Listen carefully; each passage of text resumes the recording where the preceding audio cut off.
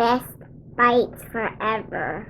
Hey, what's up everyone? Welcome to Best Bites Forever. In this video, I'm showing you how to make my grandma's peach cobbler. If you haven't subscribed, go ahead and do so, and let's rock this out. The first thing that I have here is 1 stick of butter, and of course that butter is melted. I'm going to put this pan over to the side for just a minute while I mix up my other ingredients. So into this bowl, I'm putting 1 cup of milk along with a half of a cup of sugar and 1 cup of self-rising flour. I'm going to go ahead and stir this together, and actually I'm going to switch over to my whisk for just a second so that I can really get all of those lumps out of there. Before I finish this up though, I forgot to put my pinch of salt, so there is my pinch of salt going in. Give that another little stir and go ahead and pour it right on top of your butter.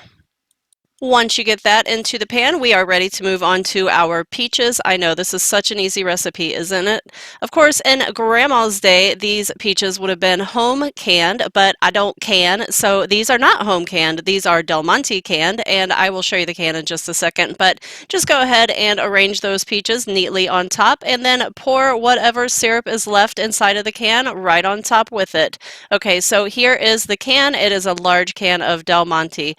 This whole thing is going into the oven at 350 degrees for about an hour, and there it is, all delicious looking. Once it's done, this is what it's going to look like, and it is ready to serve with some ice cream or whipped cream or whatever. Hey, if you haven't subscribed already, go ahead and do so now, and if you are a subscriber, thank you so much for being a subscriber. You're awesome, and I love you. And that is it for now. I will see you guys in the next video. Happy cooking, everyone! Bestbitesforever.com